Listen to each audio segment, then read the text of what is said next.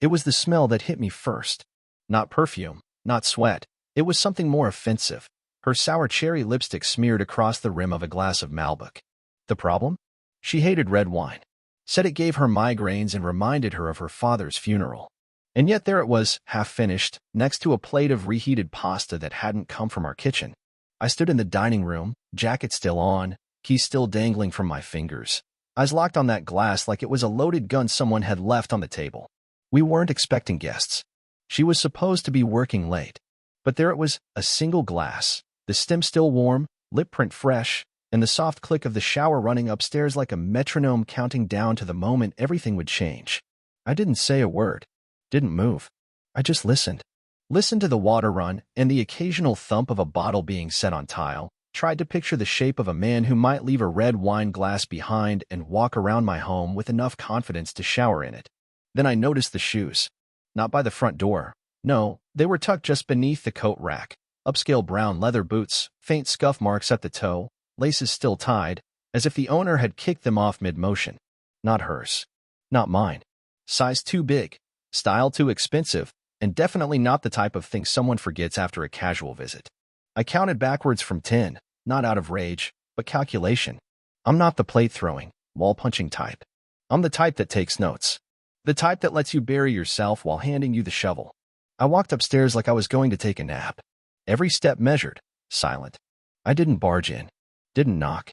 I opened the door to the guest bathroom with the calm of a man checking the weather forecast, and what I saw was almost disappointing in its predictability. 2 towels hanging, steam curling out like the aftermath of a gunshot.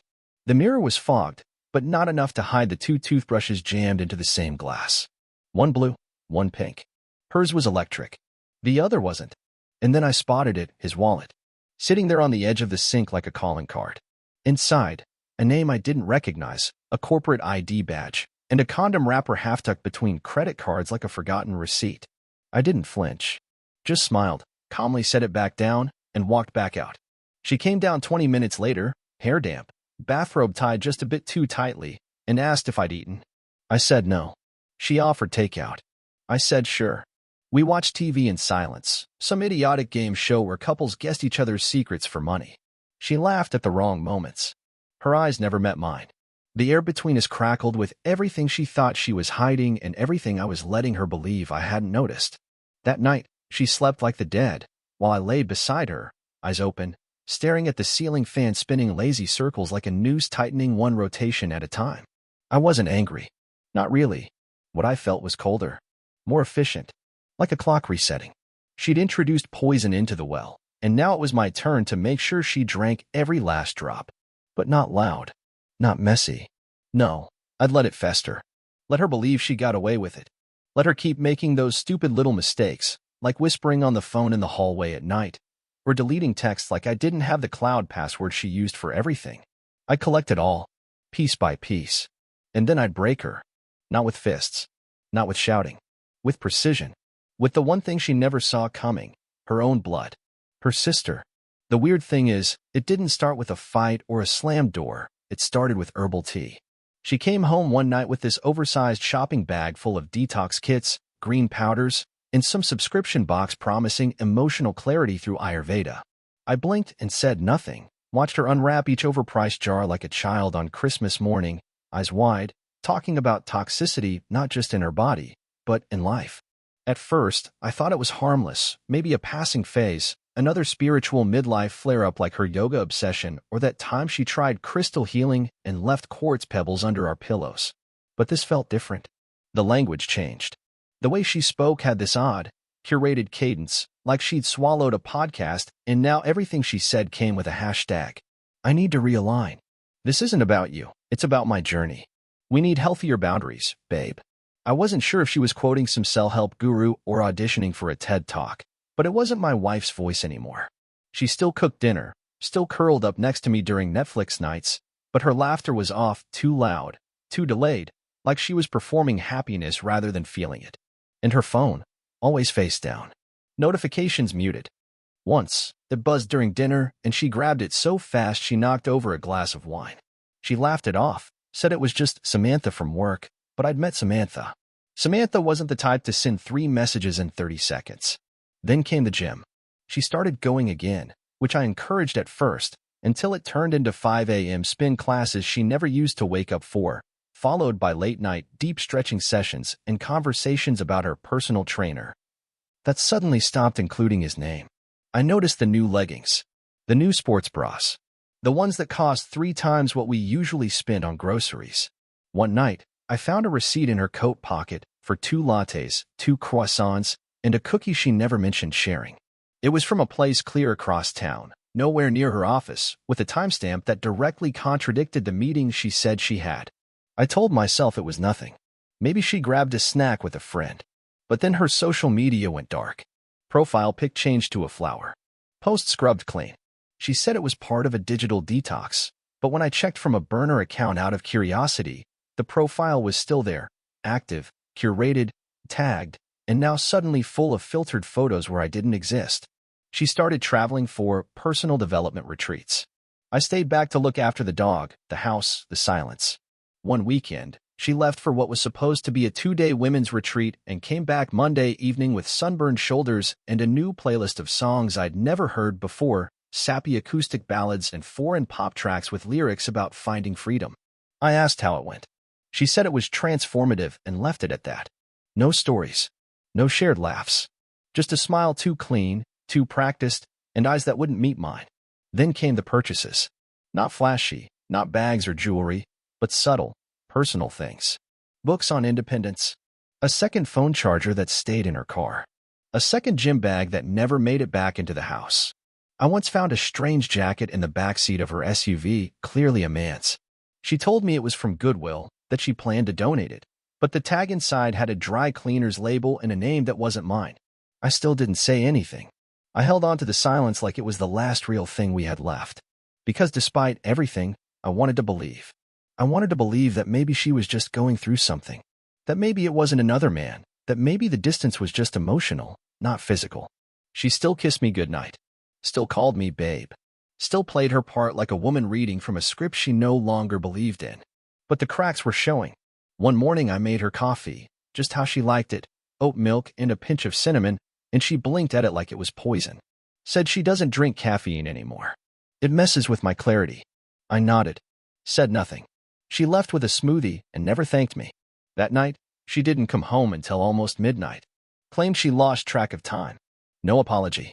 Just walked past me, kissed my cheek like I was an uncle at a holiday dinner, and went straight to bed. I stood there, looking at the door she closed behind her, and for the first time in our entire marriage, I realized I was living with a stranger wearing my wife's skin. But I didn't confront her. Not yet. Because sometimes, when a building starts to collapse, the worst thing you can do is yell. Better to watch the cracks widen. Let gravity do the work. Let her think the foundation is still intact, while I quietly prepare to bury her in the rubble. It was a Tuesday morning, the kind that passes without ceremony, sunlight leaking through the blinds, the dog snoring on the rug, the smell of burnt toast lingering in the air, and she was humming. That's what struck me first. She never hummed. Not in the morning. Not since the silence had settled into our marriage like mold. She moved through the kitchen like someone rehearsing joy, tapping her fingers against the counter, phone in hand, barely acknowledging me except for a distracted, "Hey babe," that slid off her tongue with the weight of a greeting card. I watched her pour almond milk into her smoothie, thumb scrolling through her screen with the speed of muscle memory, smile flickering across her lips like a secret trying to escape. I stood across from her, buttering toast I didn't plan to eat, waiting for nothing in particular, just waiting. Then her phone buzzed. Once. Twice. Then again. She didn't reach for it this time. Just glanced down, then glanced up at me with a flicker of something too fast to register. Was it guilt? Amusement? Fear? She turned the phone over. Face down. Again. I didn't say a word. She kissed me on the cheek and said she'd be back late. Strategy meeting, she claimed, voice syrupy, too casual. She grabbed her bag, the expensive leather one I didn't recognize until last week, and left without another word. I waited exactly 5 minutes. Then I picked up the phone. She'd forgotten to close out her apps. Maybe she was careless. Maybe she wanted to get caught. Either way, it was open to her notes. A grocery list at the top. But halfway down, a journal entry. Dated just 2 nights ago. He still hasn't figured it out. I think I'm starting to feel sorry for him. But not enough to stop. I read it 3 times. Felt nothing. The words were ice water poured into my veins, numbing everything in their path. My heart didn't race. My hands didn't shake. Instead, I turned, calmly sat at the kitchen table, and read the rest of it. Line after line, confessions written in the same phone she used to text me reminders about almond milk and vet appointments. She detailed her affair like it was a diary for her future self, how alive he made her feel, how she'd forgotten what it was like to be desired, how I never looked at her like that anymore. She ended it with a line that landed harder than any punch to the gut. Maybe I'll tell him after the holidays. Or maybe I'll just leave one day. I doubt he'll fight for me. That was when something inside me broke, not like glass shattering, but like a gear snapping in a machine, quiet, decisive, irreversible. I didn't make a sound. I didn't call her. I didn't cry. I simply set the phone back exactly where she left it, stood up, and cleaned the crumbs from the counter like it was any other day. But something had shifted. My trust, my patience, my need to believe in the illusion, gone, scorched to ash in the furnace of her words. I walked into the bedroom, opened her closet, and studied the new clothes, the lingerie still in its packaging, tags still on. Not bought for me. Not even used for him, apparently. Just armor, maybe. Or bait. I turned and looked at the framed photo on her nightstand, our wedding day, her smile frozen in time, eyes lit up like she believed her own lies. I stared at it for a long moment, then placed it face down, gently, as if laying a body to rest. No anger. No drama.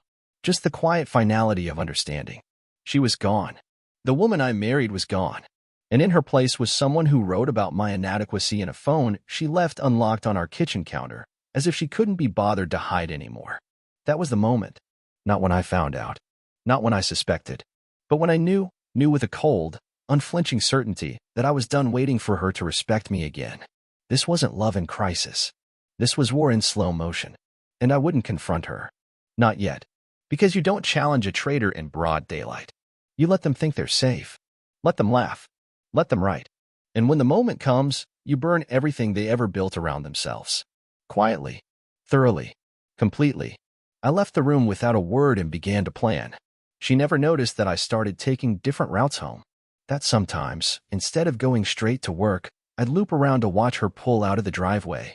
Not because I didn't trust where she said she was going, but because I already knew she wasn't going there. I just needed to know where instead.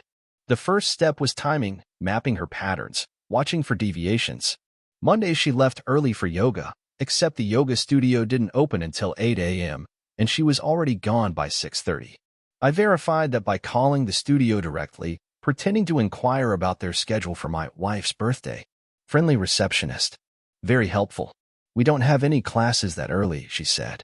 Maybe she meant another location? No, she didn't. That was the point. So I stopped asking questions out loud and started planting them quietly. I set up a new email. Bought a prepaid phone. Used a VPN. This wasn't paranoia. This was reconnaissance. Every message she sent, every notification she received, I started syncing them to a clone backup I'd quietly set up using the old family laptop, the one she used to sign into everything when we still shared passwords. She never updated them. She never even logged out. Most people don't realize their phones automatically back up their messaging apps to the cloud. She certainly didn't. So I watched in silence as her second life unfolded like a slow drip pour of poison into my veins. His name was Ryan. Corporate trainer. Divorced. Used phrases like alignment and let's be intentional with our energy. I read messages where she thanked him for making her feel seen. He called her his sunflower. I watched their conversations escalate, first flirty, then graphic, then brazen. She even sent him a photo from our bed, the sheets barely pulled up over her chest, captioned, "Wish you were here instead of him." She sent it while I was downstairs making her breakfast. I didn't delete it. I didn't even move it. I wanted her to believe she was safe. I wanted her to dig deeper, to bury herself. I started leaving small gaps in the routine she relied on. Canceled a dinner last minute and watched her eyes flick to the clock with just a little too much panic. Told her I had to go out of town for a night, then parked 2 streets over and waited. Her car left an hour later. I followed her at a distance, engine off at lights, tailing her like a ghost. She drove across the city to a small condo complex I didn't recognize. Ryan's place, I later learned, confirmed through a subtle Venmo transaction she forgot to set to private, $18 for Thai food and a movie. I even had her phone's location synced by then. though I never opened the app unless I was on Wi-Fi. Precision is everything when you're living inside someone else's deception. I tracked calls, took screenshots, cross-referenced timestamps. I started conversations about plans I knew she didn't want to keep, offered spontaneous weekend getaways, surprise dinners, and watched her stammer excuses she hadn't rehearsed, her lies unraveling like cheap thread. "Babe, I'd love to, but I promised the girls we'd do a vision board thing," she said one Saturday. I nodded, kissed her cheek, and later watched her walk straight into Ryan's apartment wearing the same coat I bought her last Christmas. I took a photo, then another. I didn't confront her. I needed to know more. I started talking to her best friend, Tessa. Harmless little chats. "Hey, has Jenna mentioned what you two are doing Friday?" I'd ask. "Oh, nothing this week. She's been busy at work." Lies every time, which meant Tessa either didn't know or was covering. I decided to test it. Created a burner Instagram with photos stolen from a stock model site, something generic but handsome enough to catch attention, and sent Tessa a message. Flirty, vague, charming. She bit. We chatted. I steered the topic toward relationships, floated a fake scenario about being involved with a married woman, and watched her curiosity ignite. Within 4 days, she sent me a message that read, "You're not talking about Jenna, are you?" Jackpot. That told me everything I needed to know. Tessa knew. Not only knew, but was in on it, or at least complicit through silence. And Jenna? She thought she was orchestrating a delicate little dance of secrets, while in reality, she was center stage in a play she didn't even know I'd written. I installed a second dashcam in her car. Hidden. Small. Records to an internal drive. Captured everything. Not just where she went, but who she spoke to on speakerphone. The stupid things she whispered while applying makeup in the rearview mirror before errands. I watched her thank Ryan for making her feel safe. She said she was so close to leaving that I didn't even notice she was already gone. She was wrong. I noticed everything. And now that I knew how deep the betrayal ran, how layered her lies were, how smugly she tiptoed around what she thought was an idiot husband too dull to question her, now I knew how I'd destroy her. Because revenge isn't rage. It's patience wearing armor. She was still laughing, still lying, still thinking she was ahead. But the truth was simple. She was already in check. She just hadn't seen it yet. It was her quarterly company mixer, the one she insisted I never attend. "Too corporate," she used to say. "You'd be bored out of your mind." But this time, I showed up unannounced, dressed in the charcoal suit she gave me 2 birthdays ago, the one she said made me look like I actually belonged in the room. I walked through the rooftop bar with calm, deliberate steps, pausing only to greet the receptionist and scan the clusters of co-workers clinking glasses, posing for selfies, pretending their lives were full of purpose. And then I saw her, across the room, glowing in a navy silk dress she'd never worn for me, hairstyled differently, makeup sharper, smile rehearsed. She was standing beside him, Ryan, just close enough for it to be unprofessional, just distant enough to feign innocence. She didn't see me at first. I made sure of that. I circled the crowd like smoke, blending into handshakes and nods, waiting until she laughed, too loud, head tilted back, hand resting on his chest for a second too long. That's when I stepped into her line of sight. Her eyes widened. Her mouth opened slightly, but nothing came out. Ryan shifted, clearly unaware of who I was. "Jenna," I said, voice level, tone casual. "I thought I'd surprise you." She blinked, smiled too fast. "Oh, wow, I didn't think you'd come." "Neither did I said. Then I reached into my inside pocket, pulled out a small velvet pouch, and placed it on the cocktail table between us. "Go ahead. Open it." Her hand hesitated, then moved like it was operating on delay. She untied the drawstring and pulled out a flash drive. "What's this?" she asked, voice trembling just beneath the surface. "It's the highlight reel," I said. I figured if I had to sit through this circus, I might as well bring some content of my own. Ryan frowned, glancing between us. "Wait, who are you?" he asked. "Husband," I said, never breaking eye contact with Jenna. "Ex, soon enough." She went pale, then red, then pale again. "This isn't what it looks like," she said quickly. "We're colleagues. That's all." I nodded slowly. "Right. That's why you called him, my piece in the storm on May 3rd, and told him you wished I'd die in my sleep on the 12th. Don't worry, I made a playlist of your greatest hits." You should really hear the voice messages. So raw. So honest. Her face twisted. You went through my phone? No, I said. You left your entire affair lying in plain sight.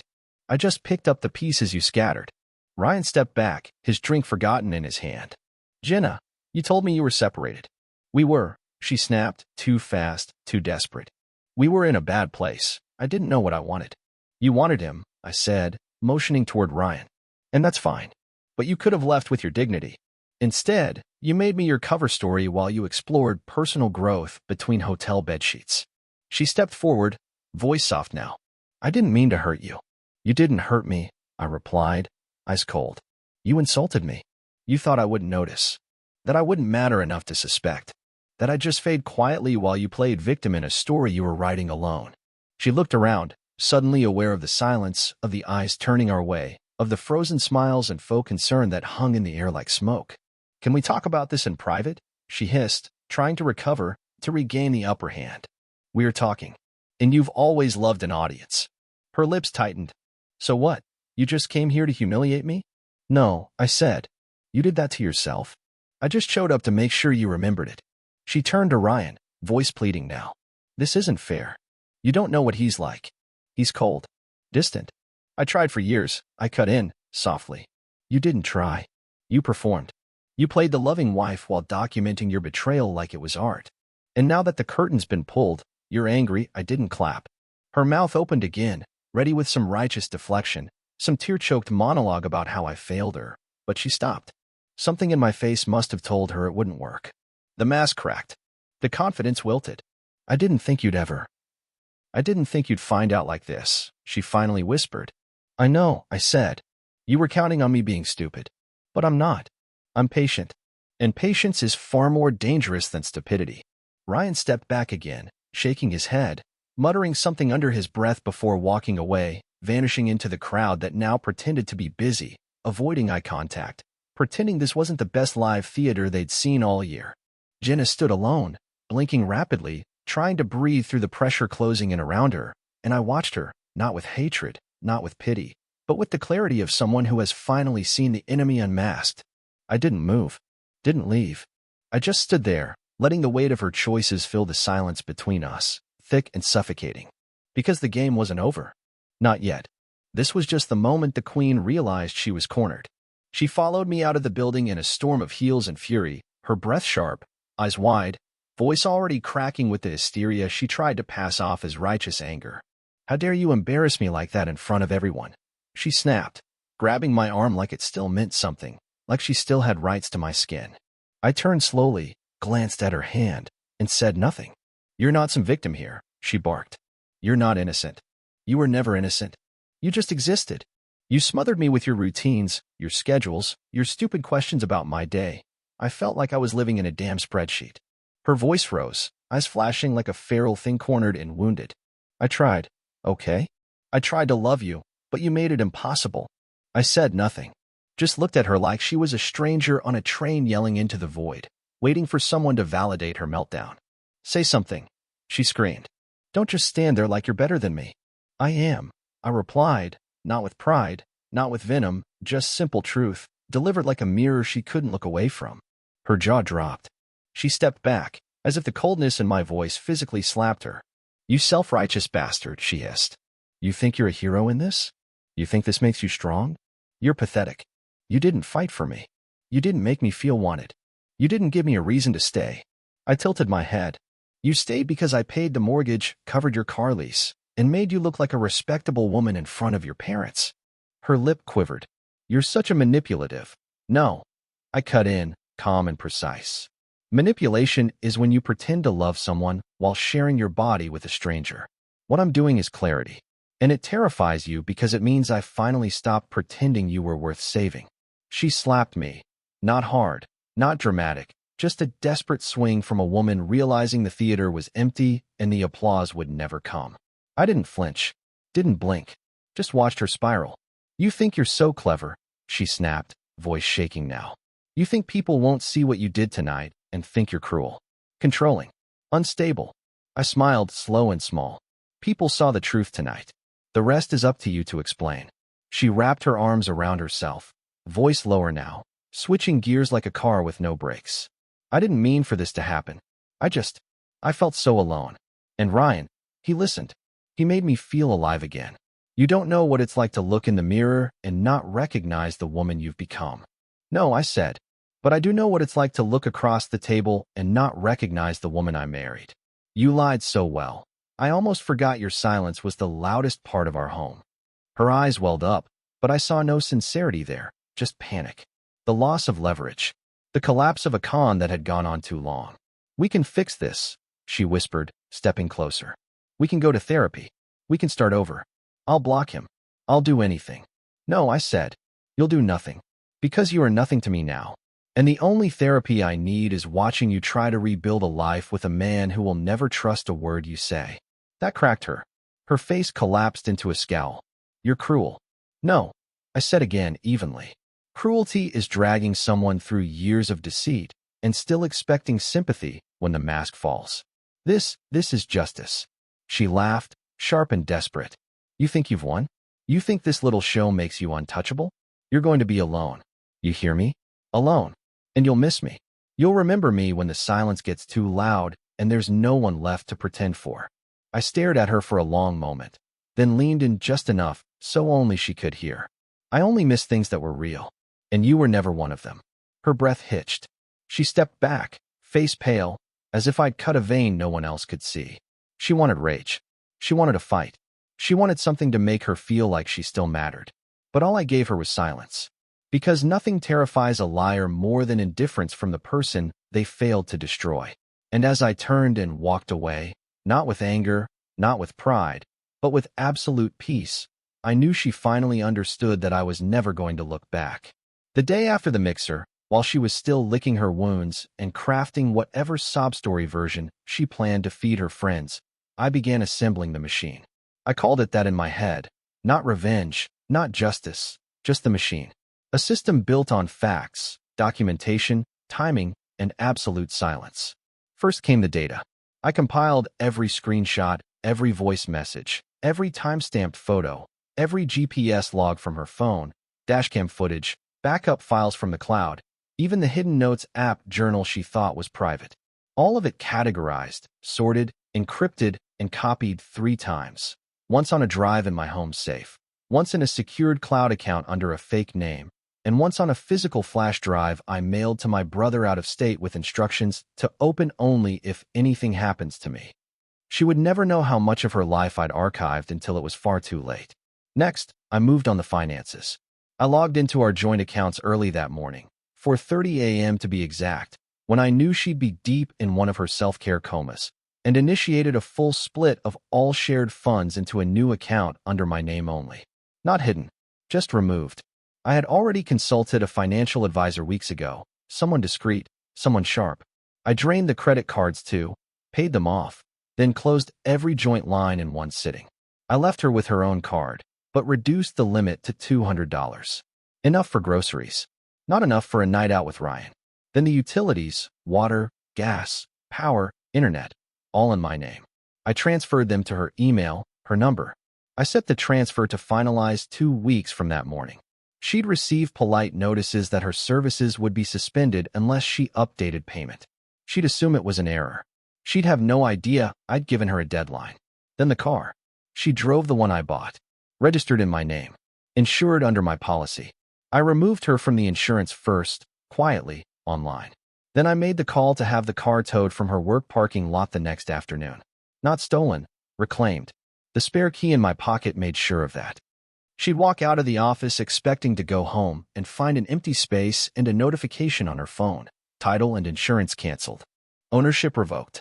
She'd have to Uber her way to Answers. By that time, I would already be gone. The apartment, technically under both our names, but I'd covered every payment, every repair, every bill since we moved in. I gave our landlord notice, citing irreconcilable changes in cohabitation. I negotiated a split agreement where she would take over the lease solo, effective the 1st of next month. What she didn't know was that I'd left her portion of the deposit unpaid. She'd either have to cover it herself or be evicted. I wasn't kicking her out.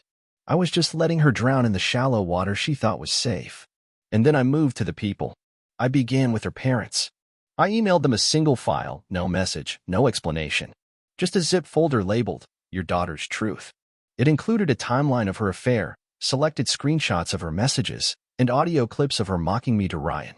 Her father responded with one sentence, "Thank you for not retaliating the way most men would have." Her mother didn't reply, but I saw that she unfriended Jenna the next day. Then came her best friends, Tessa and the others who knew but didn't want to interfere. I sent them all the same curated PDF. I called it the reality Jenna forgot to mention. It wasn't cruel.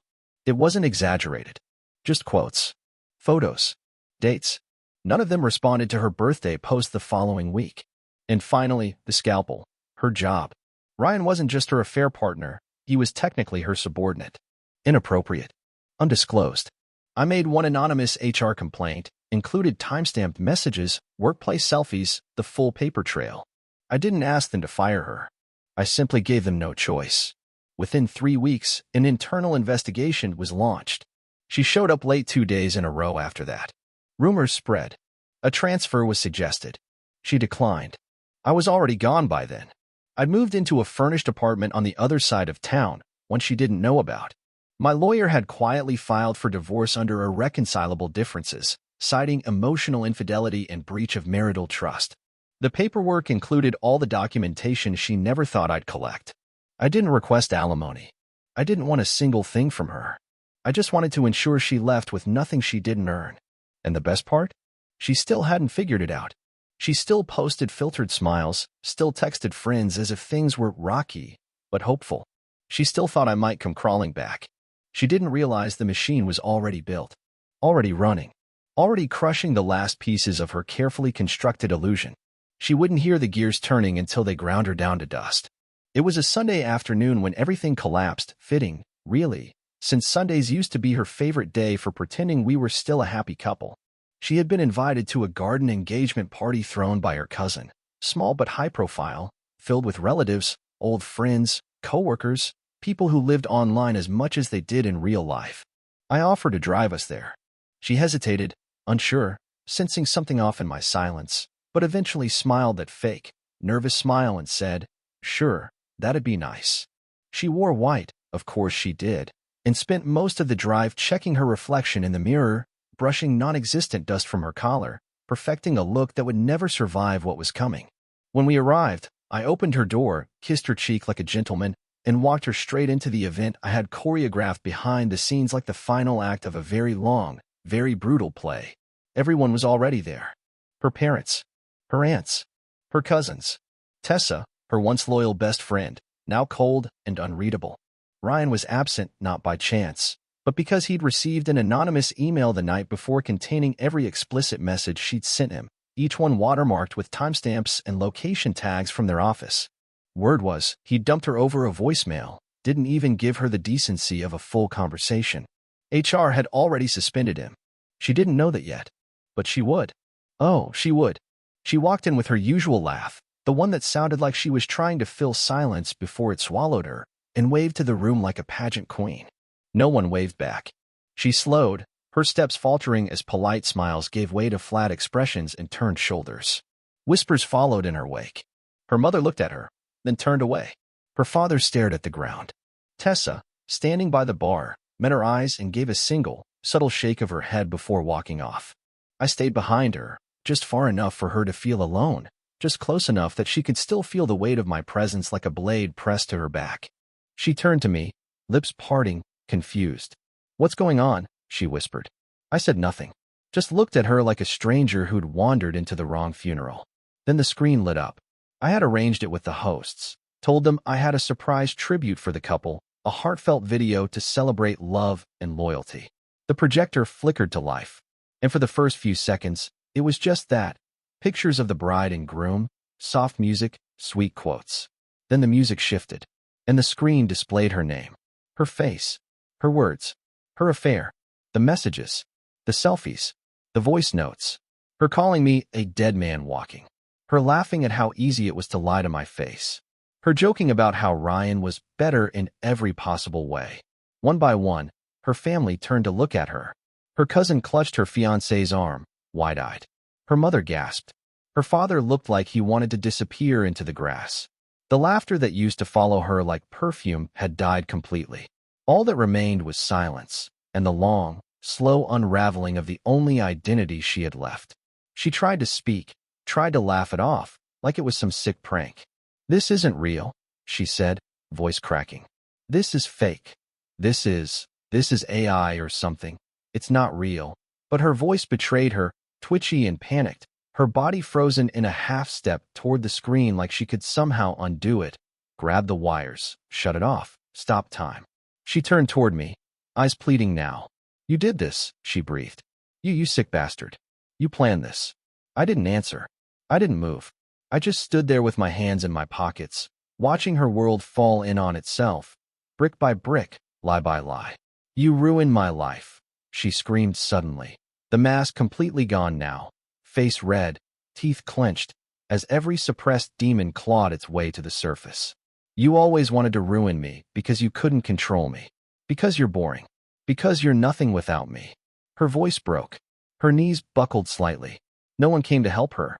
No one touched her. She stood in the center of that party like a broken doll in a spotlight, surrounded by the people who once praised her, now silently condemning her. "Please," she whimpered now, voice barely a breath. "Please, someone say something. Someone just." She turned, searching for a hand, a friend, a familiar face. There were none. I saw it hit her, the realization. The full, awful, perfect moment when she understood that the consequences weren't coming. They were already here. And then she looked at me, and I looked back. No anger, no pity, just quiet, absolute, final indifference. That's when she truly shattered. Not because I screamed, not because I hit her where it hurt, but because I didn't care enough to speak, because I had already buried her.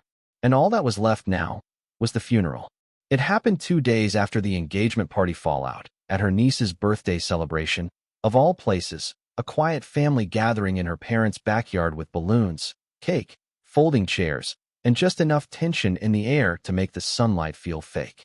I hadn't planned to stay long, just long enough to show the extended family I wasn't the villain she'd surely been whispering about in the days since everything unraveled. But then she arrived, late, sunglasses on despite the shade, walking like she owned the ground she floated above. Her mother barely acknowledged her. Her father didn't even glance her way. I was sipping a soda, chatting quietly with her uncle about sports, when she spotted me and made a beeline like a woman trying to reclaim something she thought still belonged to her. "You had no right," she hissed, voice low, forced smile plastered on her face as she got close. "No right to humiliate me like that." I raised my eyebrow, turned slowly. "You humiliated yourself." I just turned the lights on. She flinched, the mask slipping for a second before she caught herself. "You are obsessed with control," she snapped louder this time, drawing eyes. "You couldn't handle not being the center of everything. So you torched my entire life just to feel powerful. You did that all by yourself," I said calmly. "I just made sure the audience didn't miss the performance." That was when her voice cracked. "I gave you everything. I built a life with you. And you? What? You watched me like some twisted stalker, collecting evidence like a detective? Is that what you think love is?" "No," I said, standing now, drawing attention. "I think love is trusting someone enough not to look. But you taught me better." A silence spread. Her aunt stopped pouring juice for the kids. Her sister stood frozen, cake knife in hand. And she exploded. "You never loved me," she shouted, voice shaking. "You loved the version of me that didn't challenge you. That didn't grow. You hated that I found happiness outside of your boring, miserable little world. You hated that someone else saw me, wanted me, made me feel alive." Murmurs rippled through the crowd. Her father stood now, slowly, watching. I took a step forward, not aggressive, just close enough that she had to look up at me. "You didn't find happiness," I said, voice low but sharp. "You found a cheap replacement. A temporary distraction. Someone who let you pretend you were still desirable while lying to his own HR department about your little side affair. He dumped you in a voicemail, didn't he?" Her face turned red, lips parting like she might deny it, but the silence was already doing the work. "I gave you loyalty," I continued, louder now, so everyone heard it. "I gave you home, stability, a partner. You gave me betrayal, manipulation, and a masterclass in how to rot something beautiful from the inside out. You're twisting it," she yelled, stepping closer. "You were distant, cold, robotic. I had to beg for attention. I had to ask for everything you give so freely to strangers. I was building a life, I fired back. While you were building excuses. While you were undressing for another man and calling it self-care. Gasps. Whispers. A cousin pulled out a phone. Her mother stepped forward, eyes wide, but didn't say a word. You ruined me, she screamed. You made me feel invisible. No, I said, dead calm. You ruined yourself. And now you want to smear the ashes on me so you don't have to deal with what you are. A liar. A coward. And the only thing more pathetic than what you did is how loudly you're screaming for sympathy now that no one's clapping. Her hands were shaking. Her sister tried to step in. Hey, maybe let's not do this here, but she cut her off. No. No, let him finish. Let him play the hero one last time, because that's what this is, right? She shrieked. You get to walk around like some tragic husband while I get turned into the villain because I made a mistake? I laughed once, cold, sharp. A mistake is forgetting an anniversary. A mistake is saying something cruel in an argument. What you did wasn't a mistake. It was a decision, repeated daily, with planning, with passion, and without remorse until you got caught. She lunged forward, fists clenched like she wanted to slap me again, but this time, I didn't even flinch. Her father grabbed her arm, gently, pulled her back. Enough, he said, voice grave. You've said enough. She turned, desperate now, eyes darting across the backyard as if someone, anyone, might defend her. No one did. Not her friends. Not her family. Not even the little girl whose party she just ruined. She stood there in the middle of the lawn, trembling, makeup smudged, hair tangled from stress, mouth open but no words left. And I stepped closer, leaned in so only she could hear. This is the version of you the world was never supposed to see. The one behind the Instagram filters and fake apologies. And now that it's out, I whispered, you'll never be able to put her back in the box. Then I turned and walked away, slow, measured, with the entire backyard watching. I didn't run. I didn't gloat. I didn't have to. I'd already won. She lasted exactly 9 days at the job after everything came out. HR never made an official statement, but her office became a ghost town around her desk. Coworkers stopped saying good morning. Her team lead stopped CCing her on projects, and eventually, her manager strongly encouraged a leave of absence to reflect on recent professional conduct. She took it. They never called her back. Word got around fast, not just about the affair but the public breakdown at the engagement party, the confrontation in front of children at a birthday, the humiliating silence from her own parents as she tried to justify herself. Tessa blocked her on everything. The rest of her supportive friend circle dried up within a week, ghosting her as if association with her might infect their own reputations. Even Ryan, the man she once gushed about like he was some spiritual revelation, never contacted her again after the files hit his inbox. He didn't fight for her. He didn't even say goodbye. He simply disappeared, and the next day she found herself locked out of her company email, her keycard disabled. She moved out of the apartment a month later. Couldn't afford the rent on her own, especially after the credit damage she didn't anticipate when the joint accounts dried up. Last I heard, she was staying with a cousin in a city 2 hours away, working at a boutique retail shop under a manager 10 years younger who didn't ask questions and didn't care who she used to be. The woman who once spent her weekends posing for carefully curated social media posts now had a private profile with one blurry profile picture and no updates in over 6 weeks. Her Instagram went dark. Her LinkedIn deleted. Her family stopped including her in group photos. Her name stopped being mentioned at dinners. But that didn't stop the messages. The first one came 3 weeks after she moved out. I know I hurt you, but I still love you. I think about us every night. I didn't reply. A week later, please. You were my best friend. I'm sorry. I would do anything to take it back. I read it and went back to sleep. Then came the letter.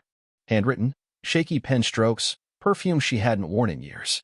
4 pages of apologies, self-loathing, broken logic, twisted guilt-wrapped desperation. She said she hated herself for what she did. Said the silence from me was louder than any insult I could have thrown. Said she understood now that what she thought was growth was just self-absorption wearing a mask. Said she missed my voice, my laugh, even my routines. Especially my routines. I didn't respond. Not until the night she showed up. I don't know how she found the new place. Maybe through mutuals. Maybe she begged someone. But she came in the rain, no umbrella, hair soaked to her scalp, makeup smeared, face pale and thin like she hadn't slept in weeks. She stood outside the gate like a ghost that hadn't accepted its death. She didn't knock. just stood there until I opened the door and looked at her. I'm sorry, she said, voice a whimper, arms wrapped around herself like she could still protect what little dignity she had left. I don't expect anything. I just needed to see you. To know if there's still a version of you that remembers who we were. Before I ruined it. I stared at her for a long time. Not out of hatred. Not out of pain. But out of sheer, stunned absence, like I was looking at a stranger who had borrowed the face of someone I once loved and worn it like a costume until it frayed at the seams. She reached out. I didn't move. Please, she whispered. Can you at least tell me what you're thinking? I took a breath. Not angry. Not bitter. Just done. I'm thinking, I said quietly, that I used to know a woman who looked like you. But she died the day she smiled in another man's bed and blamed me for the funeral. She broke then, really broke, her knees buckling under the weight of that sentence, her body crumbling in the mud, shoulders shaking, mouth open in a silent scream that never fully formed. I watched her, the way you watch something fall that was never meant to be held in the first place. I didn't offer her shelter. I didn't offer her hope. I simply closed the door. And for the first time in years, I felt whole. To those of you who stuck with this story, thank you for listening. I'm curious, where are you from? And did you enjoy the ride? Let me know. Because the truth is, sometimes the best revenge isn't destruction. It's indifference. And silence, when earned, can be the loudest sound in the world.